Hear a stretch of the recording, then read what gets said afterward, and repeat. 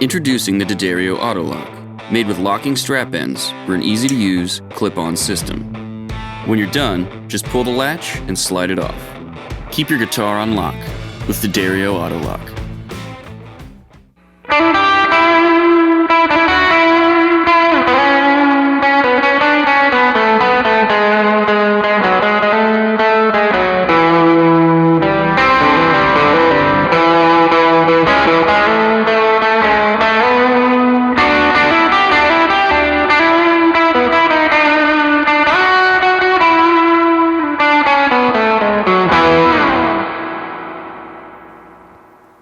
This is Chris Keys for Premier Guitar. Today I'm joined by fellow Nashvilleian Olivia Jean. Olivia is in the Blue Room in Third Man Records as she's an artist for Third Man. Olivia, how you doing? Doing good. A little bored, but doing good. Thanks for hanging out and getting all your gear into the Blue Room. I know that you had a video shoot earlier this week in the Third Man Nashville headquarters. So thank you for doing it and have the guys also with you to film this. So let's just start talking about your gear, and I think the best part to start is this stunning Fender you have in your hands that is definitely an oddball. So tell us about this. Yeah, so this is a Fender Maverick Dorado, and it's part of the Fender Parallel Universe series.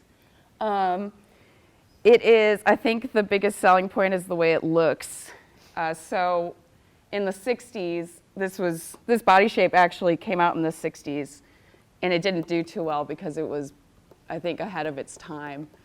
So what Fender did is they took a Fender 12-string neck, so that explains this weird headstock, which I love. A lot of people don't like it, but I love it.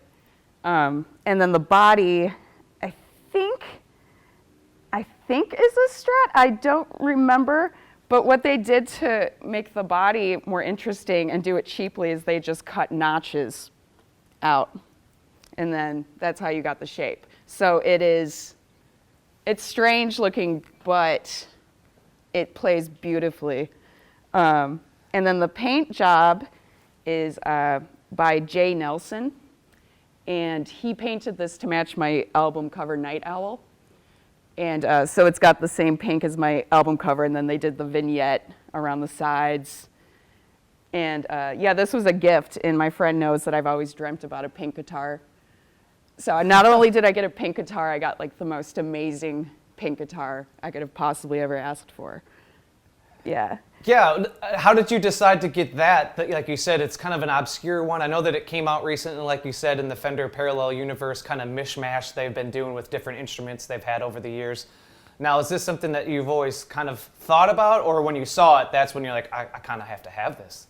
Well, I didn't even know they existed before I got it because this was a gift. So when I opened up the case, I was like, whoa, this is insane.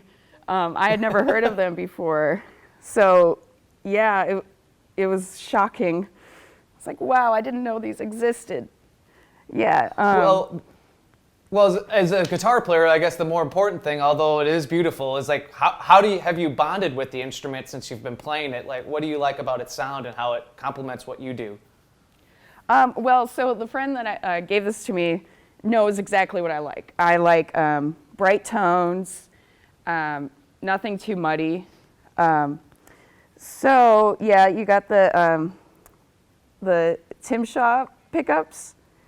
Yeah, I think they're Filtertrons kind of type pickups. Yeah, I think that the covers on top of them make it look like they're Filtertrons, but yeah, they are designed by Tim Shaw, and they're really bright. I really like that they have kind of like a bite to them, which I like so I can cut through songs really easily, cut through my band because we play very loud. So I like to have a bright tone, and this is perfect. I usually only play the neck. Yeah. Okay.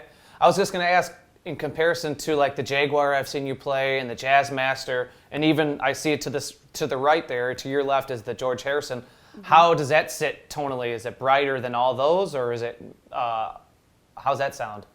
Yeah, this one's brighter than all the other guitars. I played the Gretsch when I was playing heavier songs in the Black Bells back like 10 years ago. But when I do my solo stuff, I need it to be bright. So this is definitely a brighter guitar.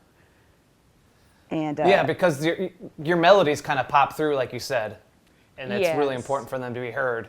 Yeah, I like to stack melodies on top of each other. So if you can't hear me too clearly, things get too muddy. So that's important for my stuff. And did you get this after the Night Owl record came out? So that's how they kind of matched the paint job, or was it something in correlation with, or kind of around the same time? This was after Night Owl came out. I got it for my birthday. Best birthday present ever. So I actually got it towards right before the pandemic started. So I got to play 2 shows with it. Only 2 shows so far. She's still baby. Man, can we hear a little bit more out of it? I know that you said you kind of just play in the neck pickup, but maybe try to maybe add on some pedals and just tell us what you like about it. Yeah, so when I turn on a pedal, it's still very clear. You could still hear the melodies pretty well. So this is just with the Mxr Sugar Drive on with the neck pickup. So I learned this riff. It took me all night to learn it.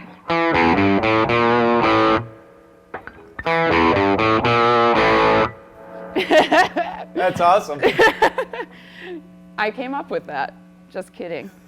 So yeah, that's with the Sugar Drive on. With the middle, it's a little bit more muffled sounding, and then the bridge.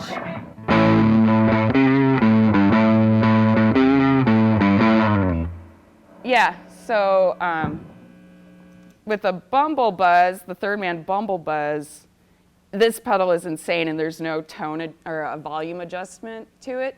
And even when I have this thing on, you can still hear things pretty clear, like.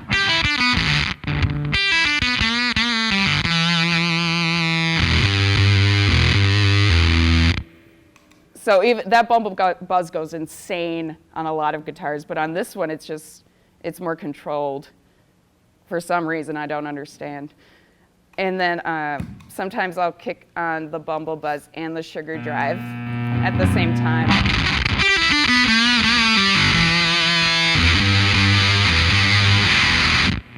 And it's still clear. It doesn't get insane, which is pretty awesome. Yeah, that Bumble Buzz is insane. Yeah, I know that it's all internal, right? The actual knobs are inside, so it's just kind of like you kick it on and it does its thing. Yeah, it's very punk.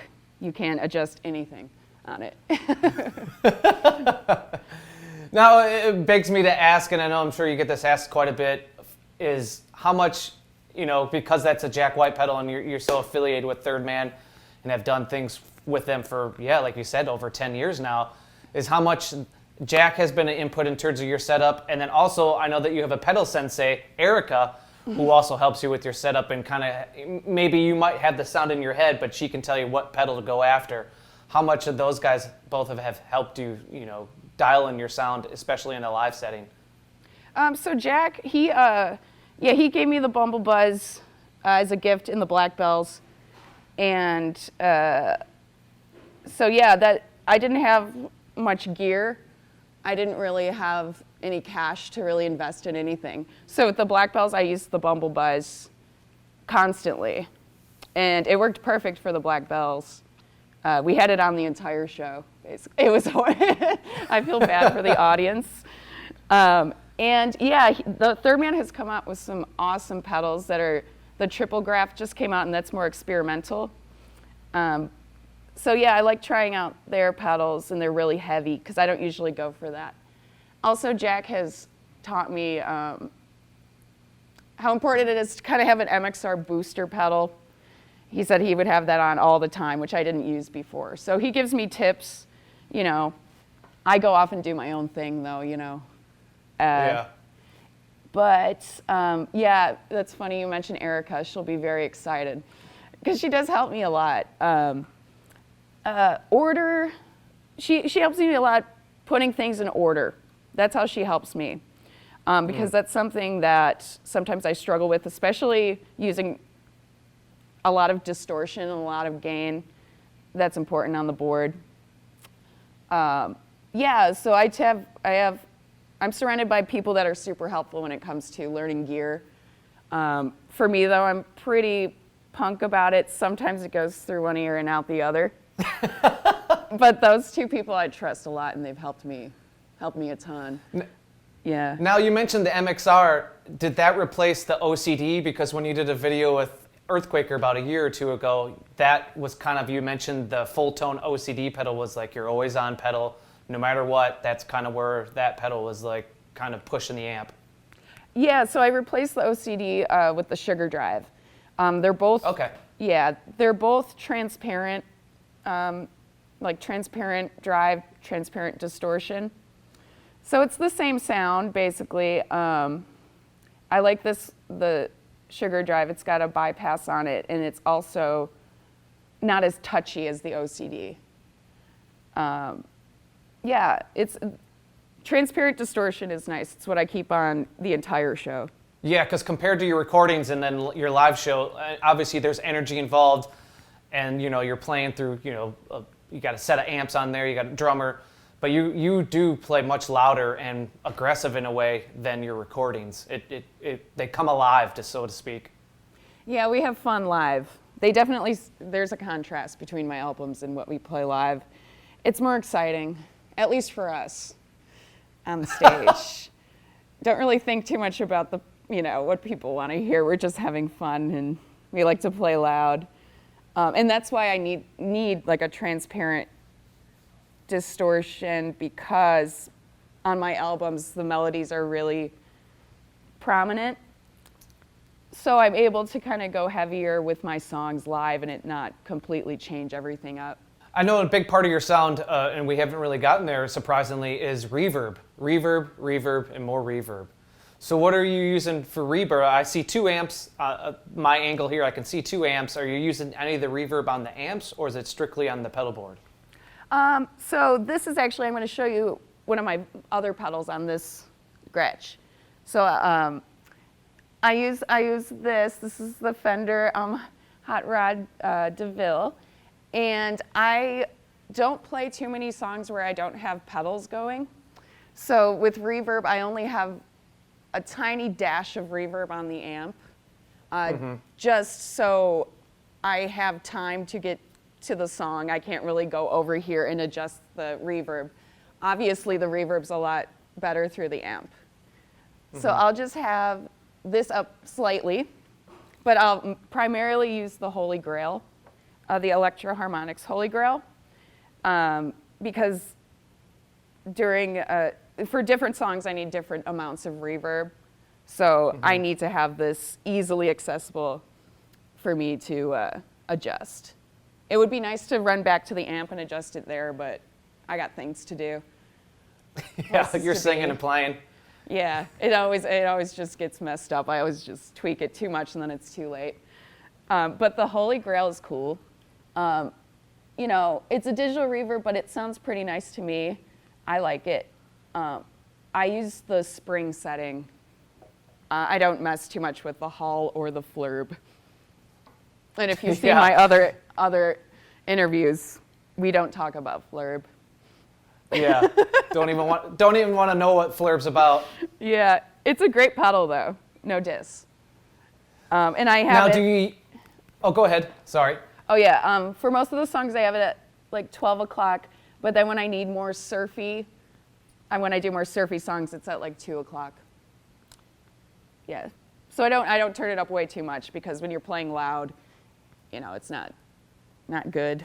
Now, do you use a second reverb? Because there's parts, especially in your live shows, where things get a little bit more noisy and like almost psychedelic. So is that you just turning the reverb up, or is there a second reverb or like a delay going on there too?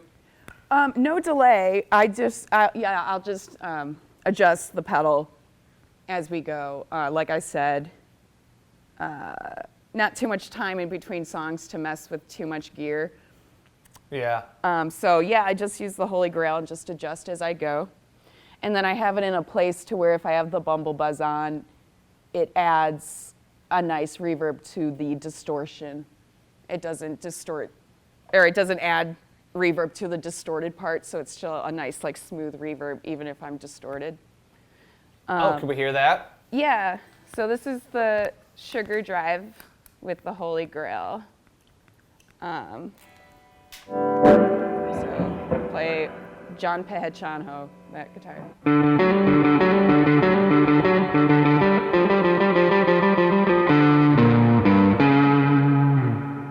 So yeah, that sounds nice. And then I'll turn on the big muff. Yeah. And not the tuner. All right.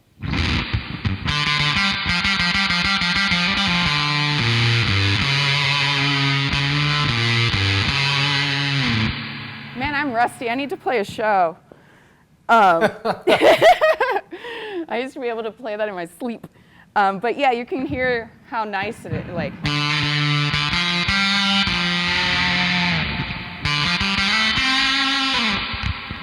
Yeah, and that's at 2 o'clock, actually. So that's a lot of reverb, and it doesn't go too crazy. And then at like 12 o'clock.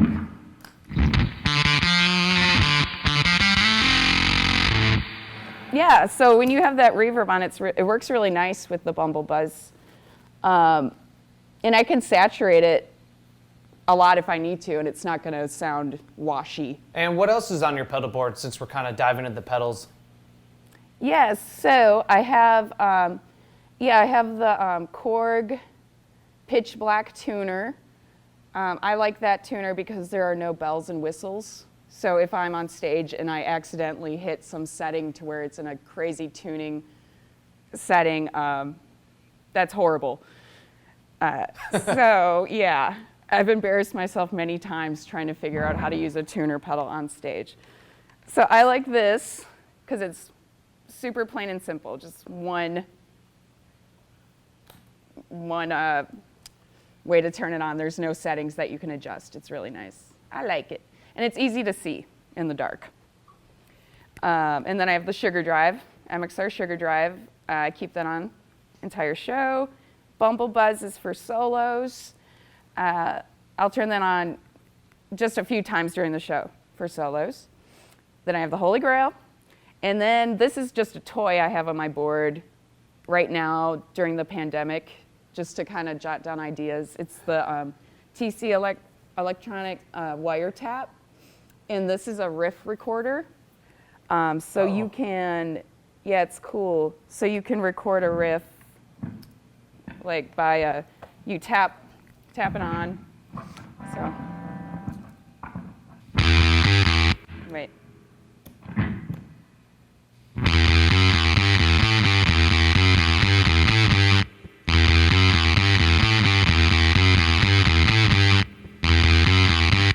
And it loops too, which is cool, but the only thing about it looping is you have to hit it as perfectly. You have to hit it perfectly on time. So you can use it as a looper if you wanted to, which is neat. And then you can also store different ideas if you, yeah.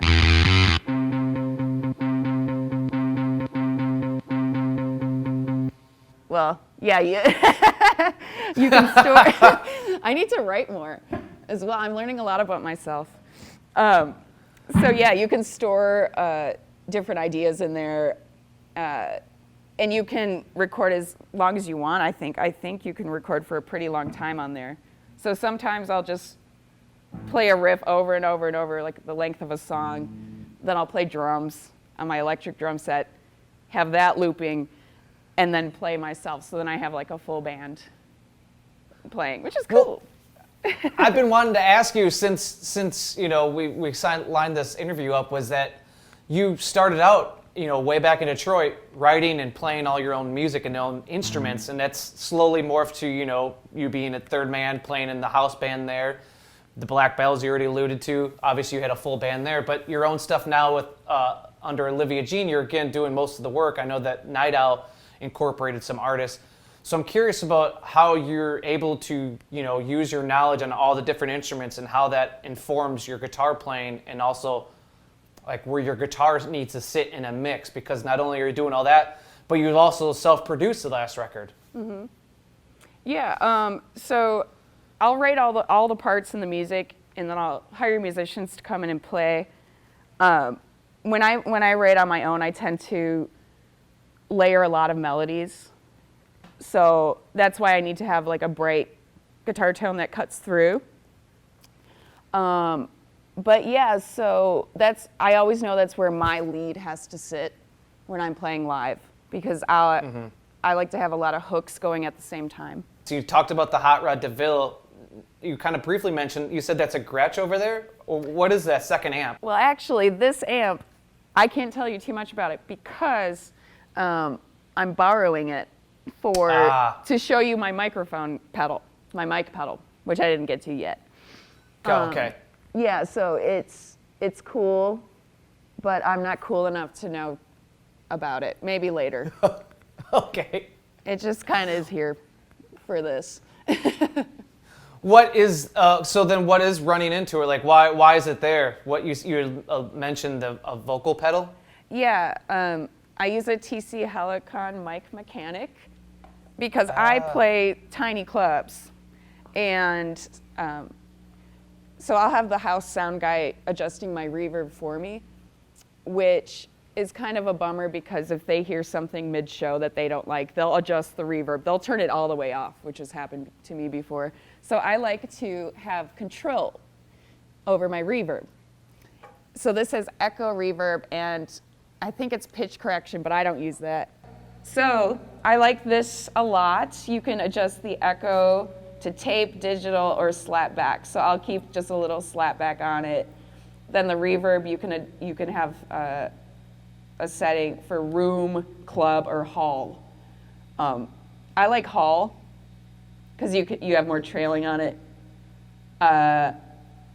Yeah, so for specific songs, like I'll need a lot of reverb, and sometimes sound guys don't like that. They don't understand that I want it to be insane, saturated. And I just realized I started talking into this. That also is a hint I need to play shows right now. So I really like it, especially if you don't have a sound guy and you like a lot of reverb. It's good to have your own control on there. I've had times when I stop playing and then I realize it's completely off and I get so mad. So, like we said before, more reverb is the better. Yes. Is the better answer. Yeah, more. I like it. I like to be oversaturated in reverb, which is more of like a lo-fi garagey kind of sound. So a lot of people don't use that much reverb usually. So yeah, that's why I need to control it myself. And that pedal is great. I love it. Now, I didn't ask before, and this is my bad, is what strings do you use on your guitars? And are you always playing in standard or any other tunings? I play in standard tuning. No drop Ds for me. And I just play the Ernie Ball 10s. And that's the first pack of strings I ever bought, and I just use it now. That's been the strings I just buy. Easy peasy, Yeah, they sound good. Yeah. You forget about it, yeah. Yeah, they sound good. I like it.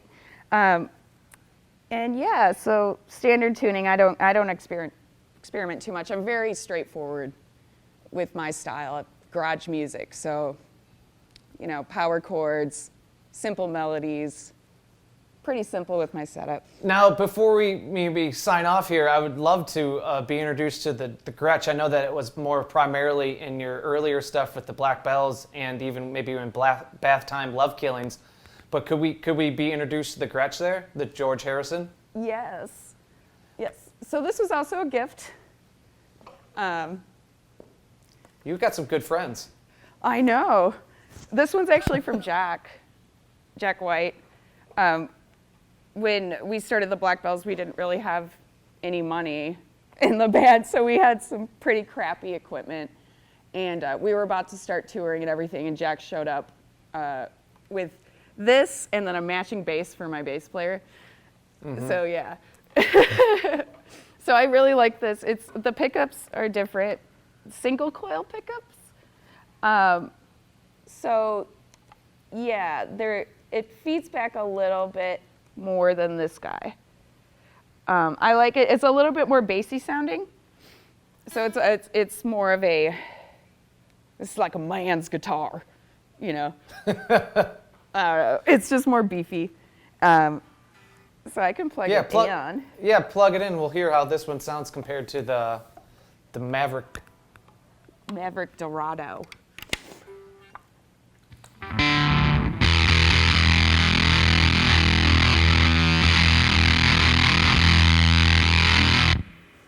Yeah. You can hear it's a lot more bassy, a lot darker than the other guitar.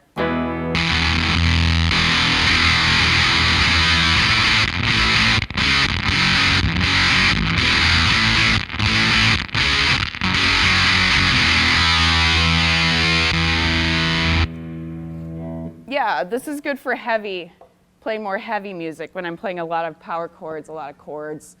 It gives me that beefy sound.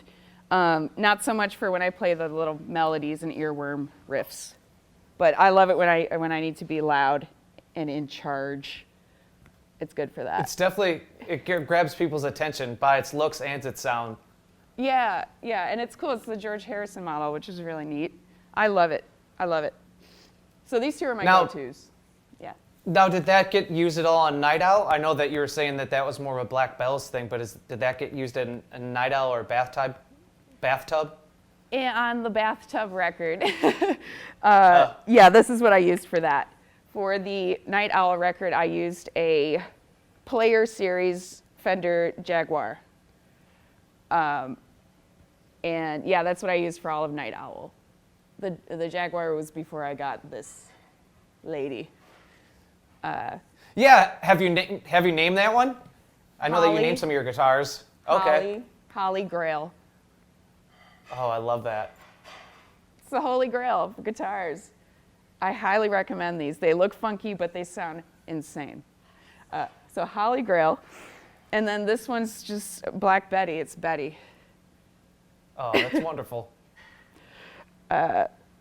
Yeah, so yeah, these are my two main guitars.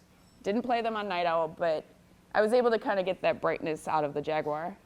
Olivia, is there anything else on your board you want to talk to us about? Yeah, so at the end of my chain, I have a noise suppressor, a Boss NS2 noise suppressor, and that works good with the Bumblebuzz. So I won't have that on all the time, because you can kind of hear it I guess the word clipping the sound or something. So when I have the Bumblebuzz on, can you hear it? Hear the buzz? And then that just takes it completely away. So it's super clean when you're not playing the pedal. But when I do this, you can hear a buzz coming from my amp. So it just cleans up the Bumblebuzz. I like that thing. I don't go overboard on it. I just have it just a tiny bit, just cleaning up my guitar a tiny bit, or else you'll hear it cutting out tones and all that. And then I have the cool Fuel Tank by T-Rex, Fuel Tank Classic. I like it. It's got 8 outs, and it is cool looking. So I keep it on top of my board for its looks. Yeah, some people sometimes hide them, but yeah, the T-Rex one I think it comes in like pretty cool colors. Yeah, it's got like a retro look to it. Aesthetics, that's why it's on top of the board. Well, but Olivia, it's a good one. Where can people go online to kind of keep track of what you're doing, and also, hopefully, 2021 we can get some shows going. Where is a good place to keep tabs on you and everything you got going on? So that would be all of my records are out on Third Man Records. You can find my albums on their website, thirdmanrecords.com. I also am on Instagram, Facebook, all that jazz. That's where I announce things now. On social media, that's the world we live in. So if you follow me on Instagram, you'll find out what I'm doing. All the records are available everywhere to stream. Vinyl is available at Third Man. Yeah, so that's where you find me. Just search my name and I'm there. Is there anything that you want to I guess not to give a shout out to, but maybe alert our audience to that you got going on, or is everything kind of still up in the air? Yeah, so I have the Palladium record with April March that just came out. I have that going on, and then for the future, who knows what's going on. I've been writing new music, but still trying to put together the right strategy to release something right now. Mm-hmm. You kind of have to tour. So it's kind of all up in the air right now. I imagine 2022 is when small clubs are going to start opening up again. Well, here's You know, hopefully, man. We're like you said, I think we're all ready for concerts. You know, whether it's playing them or watching them or just going to them or just even working at them, we're ready. So ready, so ready. This was a nice lesson that I need to play shows more. Like it's starting to affect me. Well, thank you for your time, Olivia, and thank you to the guys at Third Man that not only helped set this up, but also got the film crew there to do it. Thank you guys. Everyone out there, stay safe and keep rocking.